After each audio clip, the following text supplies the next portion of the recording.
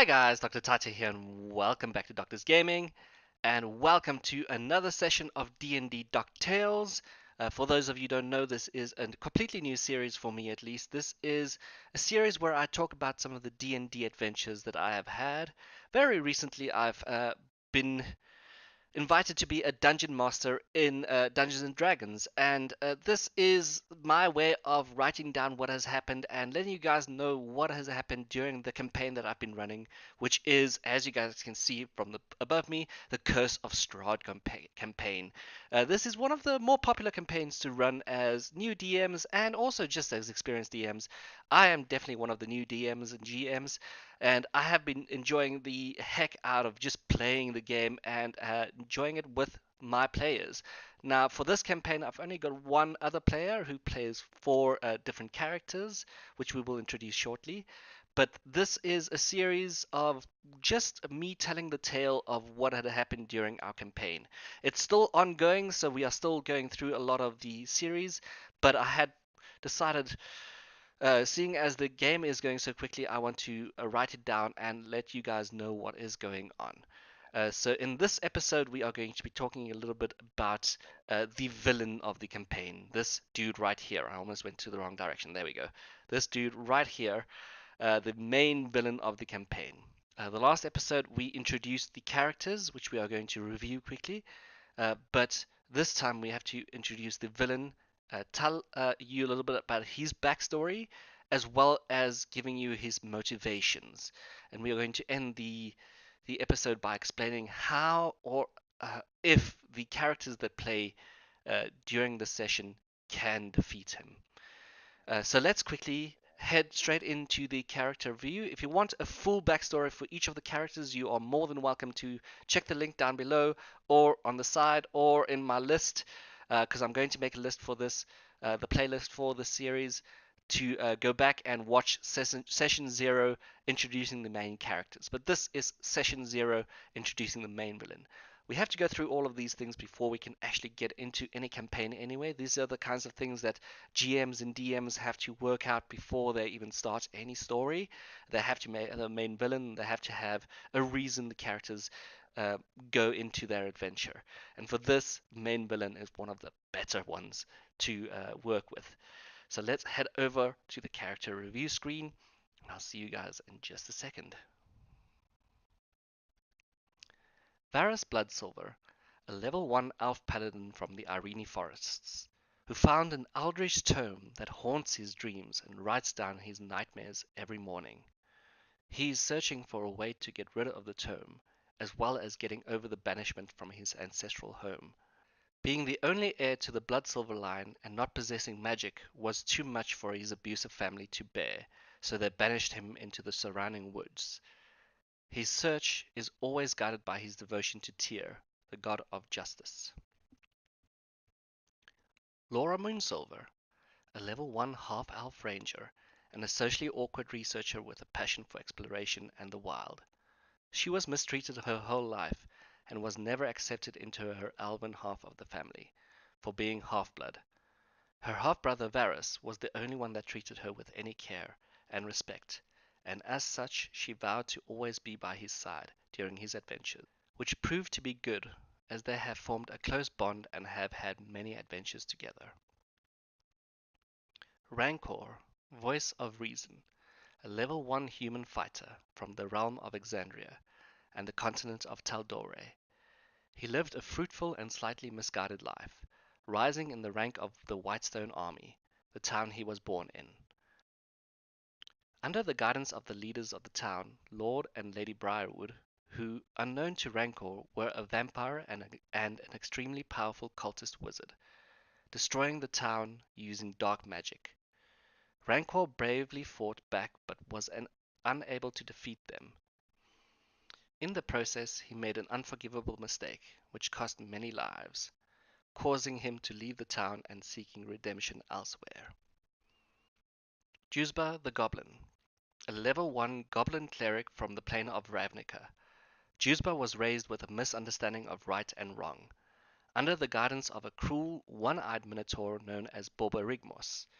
This minotaur was the leader of a clan known as the Burning Tree Clan, who were part of a guild of clans known as Gruul, who live among the rubble belt. Juzba healed many victims of the Minotaur tyrant and does not realize that he is in fact an immortal goblin from another plane of magic, whose memories have been erased by the gruesome Gruul rituals.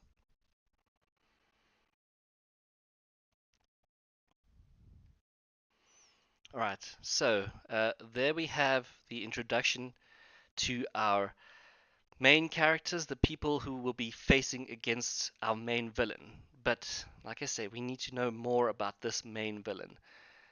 He is the one that controls the land of Barovia. He's the one that is opposing these enemies, and he's the one that, as you will see in this campaign, will always be attacking, always be looking, always be ahead, a step ahead of all of the players. So, um, as this campaign is set in a gothic horror setting, it makes for a great way to see how characters react, how people react. And me as a GM, I enjoy seeing how the world will react to what the players do. So I wait for the players to make their decision, and then I think about it for a few days or a week or however long I have until the next session, and then I'm like, okay, the characters did this. How will the main villain react? How will the other NPCs react? How will this new person that I'd introduced the previous session, how would they react to what they had just done? How would even some of these allies react? Because, as I mentioned before, there's one player playing, but he role plays four characters. And I had given him the option that he's got a main character and he's got a sidekick, and then I'm introducing two more characters, Rancor and Juzba, and they could go in and out of the story as they pleased. So a few things does happen that force them to sometimes go out or just sometimes leave the whole event behind. And one of those few things could in fact be Strahd von Zarovich. So let's head straight into who and what he is. Count Strahd von Zarovich, an extremely old and powerful vampire wizard that is master of a castle known as Ravenloft, in a dark realm known as Barovia. In life, Strahd von Zarovich was a count, a prince, a soldier, and a conqueror. After the death of his father, King Barov, Strahd waged long, bloody wars against his family's enemies. He and his army cornered the last of these enemies in a remote mountain valley before slaying them all. Strahd named the valley Barovia, after his deceased father, and was so struck by its scenic beauty that he decided to settle there. Queen Ravenovia lamented the death of Barov, and was fearful of Strahd. War had made him cold and arrogant. She kept her younger son Sergei away from the battlefield. Strahd envied the love and attention his mother visited upon his brother, so in Barovia he remained. Peace made Strahd restless, and he began to feel like his best years were behind him. Unwilling to go the way of his father, Strahd studied magic and forged a pact with the dark powers of the Shadowfell, in return for the promise of immortality. Strahd scoured his conquered lands for wizards and artisans, brought them to the valley of Barovia, and commanded them to raise a castle to rival the magnificent fortresses of his ancestral homeland. Strahd named the castle Ravenloft, after his mother, to demonstrate his love for her. When it was complete, Strahd commanded his mother and brother to come to Barovia and stay with him. Sergei eventually took up residence at Ravenloft, but Ravenovia passed away while traveling to her namesake. In sorrowful disappointment, Strahd sealed his mother's body in a crypt beneath the castle. Strahd's attention soon turned to Tatiana, a young Barovian woman of fine lineage and remarkable beauty. Strahd believed her to be a worthy bride, and he lavished Tatiana with gifts and attention. Despite Strahd's efforts, she instead fell in love with the younger, warmer Sergei. Strahd's pride prevented him from standing in the way of the young couple's love, until the day of Sergei and Tatiana's wedding, when Strahd gazed into a mirror and realized he had been a fool. Strahd murdered Sergei and drank his blood, sealing the evil pact between Strahd and the dark powers. He then chased Sergei's bride-to-be through the gardens, determined to make her accept and love him. Tatiana hurled herself off a castle balcony to escape Strahd's pursuit, plunging to her death. Treacherous castle guards, seizing the opportunity to rid the world of Strahd forever, shot their master with arrows. But Strahd did not die. The dark powers honored the pact they had made. The sky went black as Strahd turned on the guards, his eyes blazing red. He had become a vampire. After slaughtering the guards, Strahd saw the faces of his father and mother in the thunderclouds looking down upon him and judging him. He had destroyed the family bloodline and doomed all of Barovia. The castle and the valley were spirited away, locked in a demi-plane surrounded on all sides by deadly fog. For Strahd and his people, there would be no escape. Strahd has been the master of Ravenloft for centuries now. Since becoming a vampire, he has taken several consorts, none as beloved as Tatiana, but each a person of beauty. All of them he turned into vampire spawn. Though he feeds on hapless souls of Barovia, they provide little nourishment and no comfort. From time to time, strangers from faraway lands are brought to his domain to play the vampire's game of cat and mouse. Strahd savors these moments, for though these strangers offer him no lands to conquer, they aren't so easily destroyed, and therefore provide a welcome diversion.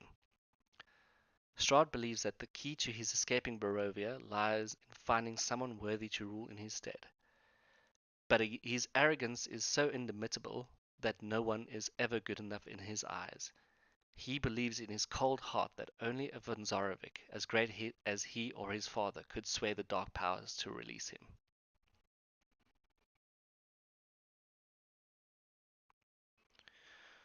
Right, so as you can hear, this is a dark story with a few interesting twists and a few interesting ways to work through it.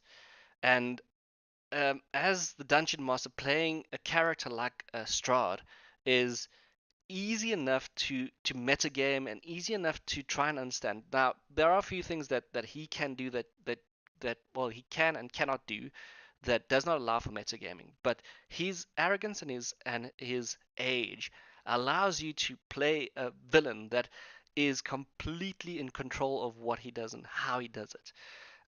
Now, he does have a few goals that would have to become true throughout the adventure that he's trying to achieve, which the adventurers obviously don't know about, but will have to try and stop.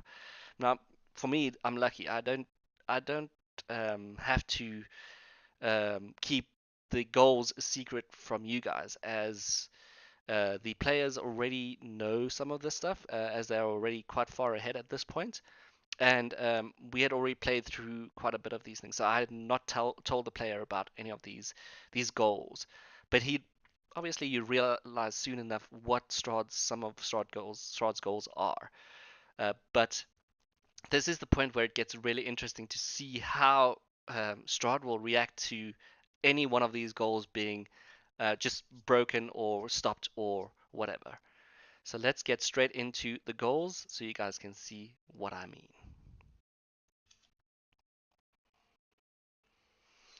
Alright, so the first goal that Strahd has is turn Ireena Kolyana. Now, Ireena Kolyana is the re-embodiment of Tatiana, his beloved woman that he had seen that had married Sergei. And as the handbook tells me, it is Strahd's unrequited love for Tatiana drove him to slay his brother Sergei some time ago. Strahd glimpsed the young woman Ireena Kolyana in the village of Barovia and felt extreme deja vu. Ireena looked exactly like Tatiana. Strahd now believes that Ireena is the latest reincarnation of Tatiana, and thus he seeks to claim her. So his first goal is to turn Ireena Kolyana into one of his consorts, one of his wives, one of his many wives, in fact, but this one is the one he will love the most. Strahd's evil courtship has led him to visit Ireena twice. On both occasions, he charmed his way into her home, the house of her adopted father, the burgomaster of the village of Barovia. For those of you who don't know, a burgomaster is like the mayor of a town or the head of the town. It is just a Dutch word for the head or the mayor of the town. Strahd had already drunk some of her blood, and he intends to kill Ireena during the next meeting and turn her into his vampire spawn consort. So this is his first goal. Achieving this goal uh, is possibly easy or possibly difficult, depending on how the adventurers find Ireena and how quickly they find her and what they do when they find out that Strahd is after her. So, like I said, I will let you guys know how it goes. It's probably going to be a few episodes in before we meet both Ireena and Strahd for the first time. But what I love about this adventure is that Strahd is always there. He's always around the corner. He's always sneaking somewhere. He's always in disguise, or he's always trying to figure out what the adventures are doing. So you constantly know that he's a threat. And because he is such a high level. I think you saw he was level 9 by the time you start this adventure. The characters know that they cannot just take him out easily. But anyway, I digress. Let's go to the second goal here, and that is find Rudolph von Richten. Although he is usually focused on making Ireena Kolyana his bride, Strahd has been distracted by reports that a legendary vampire hunter named Rudolph von Richten has come to Barovia. It takes more than one old man with a death wish to frighten Strahd. Nevertheless, the vampire has his spies searching Barovia for von Richten. Strahd would like very much to meet the old vampire hunter, lock him in the dungeons of Castle Ravenloft, and slowly break his spirit. Um, you guys will not immediately realize who Rudolph von Richten is, but playing him is also a great character, a great NPC to play, and potentially he could also join the adventurers in taking down Strahd. But he's got a few really difficult terms and conditions, which you guys will see affect the choices that is made. So Rudolph von Richten, being an old vampire hunter, an old man already, is strong. You should know that a vampire hunter surviving to an old age is amazingly strong. So it is going to be difficult for Strahd to find Rudolph, and if the players can find Rudolph, even though they don't know that Strahd is after him, they could possibly figure out from him that that he should protect it, or they should ask him many questions.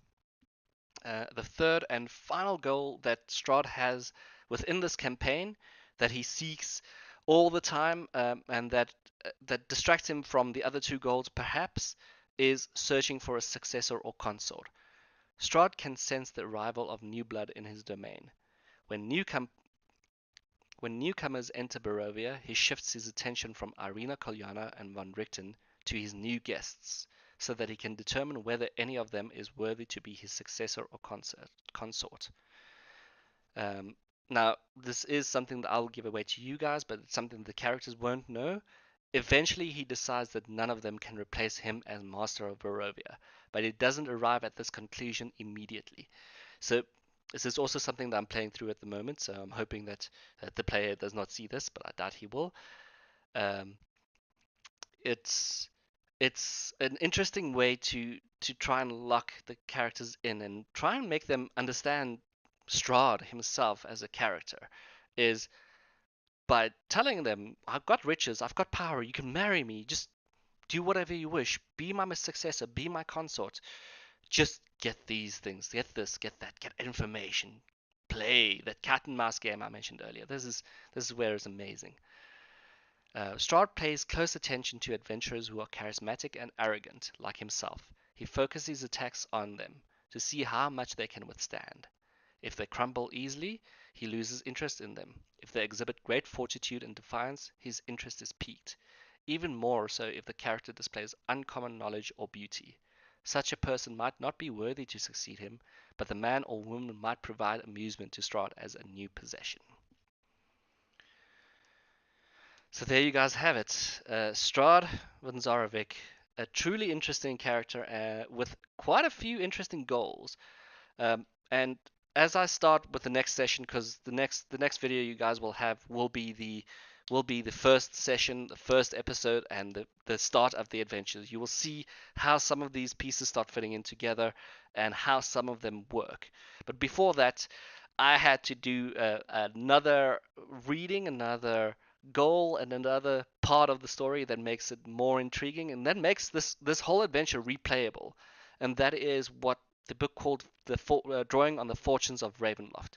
This is a randomized system of taking cards out of the deck, out of a deck of cards, and figuring out where they go. So before starting the adventure, I had to consult the strange and occult nature of a deck of Tarokka cards, owned by a powerful Vistani woman. That one right there, that old hag spraying her cards. She has quite a great role to play in the adventure to come, and if the characters wish, they have the choice to go and visit her for a live reading, where she would determine their future and fates against the vampire Strahd. Each card drawn out of this deck leads the characters to determine to items and locations across the lands of Barovia. The card reading does reveal the following information, though. It reveals where Strahd will be within the castle when they are having his final encounter. It reveals the location of 3 important treasures that can be used against Strahd, and it reveals the identity of a powerful ally in the fight against Strahd. Now, like I mentioned before, each of these change. These locations and items and things change every time you replay the game, which I love. That's an awesome way to do it in a campaign, and I was looking forward to seeing what would happen when these cards were drawn. So I do have a glimpse for you guys on what these cards are, and I'm going to just quickly channel my inner Vistani reader. Let's do a little bit of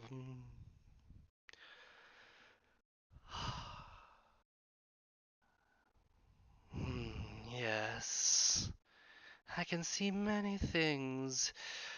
I see the future, I see the past, and I see the road you will head.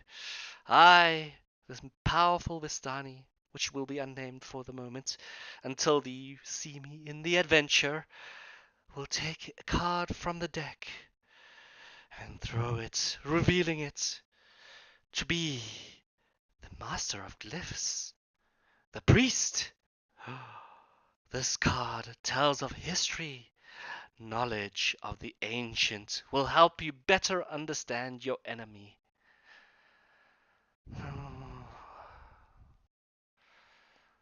You will find what you seek in the castle, amid the ruins of a place of supplication. Now, in Dungeon Master terms, this is one of the 3 items that they are looking for, one of the locations where they are looking for it. I will let you guys try and figure out where or what it could be, but as you can see there, the Master of Glyphs is.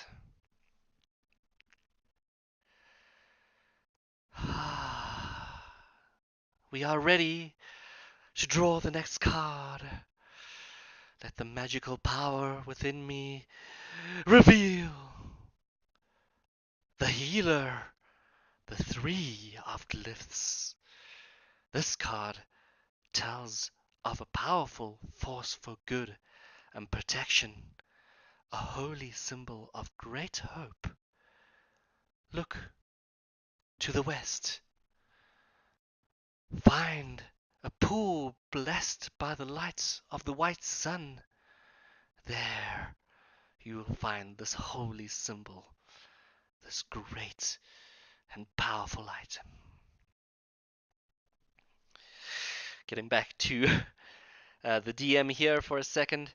This is the second of the items that the adventurers will soon realize is quite powerful things and quite things they have to search for or could search for before they head to Castle Ravenloft. I mean, they are open to go wherever they please as soon as they please when they arrive. But realizing that they are level 1 to level 3, reaching through the first village and through the first sections, they cannot face down entity as powerful as Strahd. But it could happen.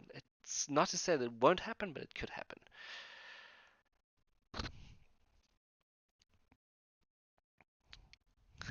Getting ready to draw the 3rd card in our spirit spiritual gathering, I see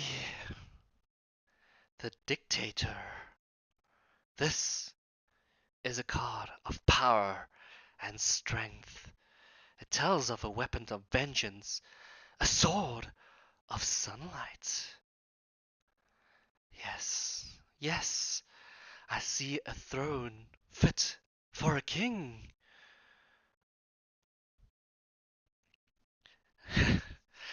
Quick anecdote here. As soon as I had mentioned this card, the player playing was like, "Oh yes, I need this. I need this item." For him, his main character was the Paladin. It was Varus Bloodsilver, and having a sword of pure sunlight. Speaking of Tyr the Just, it was just perfect for his character. He just was like, "Where can I find the sword? Where do I find the sword?" So it was up to him to try and find it, but it was amazing. It was amazing to see where it goes and what it would do.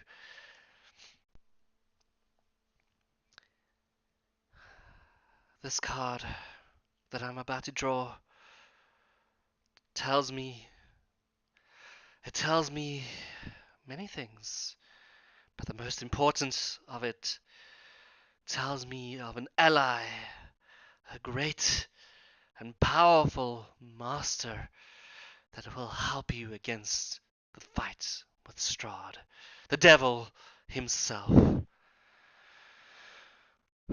Gathering my energy as this takes a lot out of me, I will draw the next card. I see the Executioner, the Jack of Spades. This card sheds light on one who will help you greatly in the battle against darkness. Go.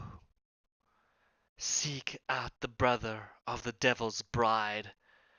They call him the Lesser, but he has a powerful soul. Yes, seek him, and you might have the way of destroying the devil himself. Alright, so as you guys obviously can see, that is the great ally that is required. Well, not required, but at least will help against the fight against Strahd. Sometimes these allies can die, sometimes these items aren't found, sometimes Strahd even realizes that the adventurers have the items and he does everything in his power to get them out of their hands because he knows how powerful they are. So he might even go and try and kill one of these. Well, not kill one of these, destroy one of these items or just get it out of the adventurer's hands. But this final card reading, the one right in the center over there, I need to find the energy. I need to hone the inner Vistani within me. And I see, oh, I see the tempter, the queen of diamonds. Yes, yes, your enemy is a creature of pure darkness, whose powers are beyond mortality. This card will lead you to him. I see a secret place, a vault of temptation, hidden behind a woman of great beauty. The evil awaits atop his tower of treasure. Now go. I have no more energy. Go deal with the devil himself. I have had enough. I cannot help you anymore.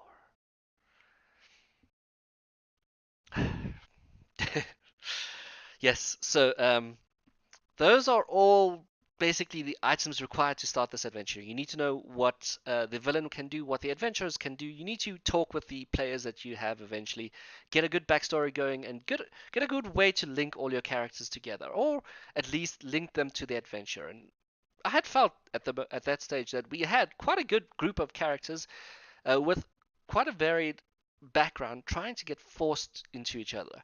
So in the next episode, you will see how these characters are introduced, because I'm not going to introduce them all at the same time. I was trying to give the one player a chance to roleplay and get into his own characters before I'd introduce the other characters as well. But hopefully by the end of this first session, or by the first few sessions, you will realize and see how the story had unfolded. I'd used one of the adventure hooks to great effect, and you guys will see how it goes in the next episode. So I thank you guys so much for watching. Thank you guys for listening as well. I hope you enjoyed this episode. We will get into the story. I will probably go in and out of character as well. Try and roleplay this as much as I can. But thank you guys so much for watching. Leave a comment and a like. Hopefully you guys will stick around for the rest of it as well. And I will see you guys next time.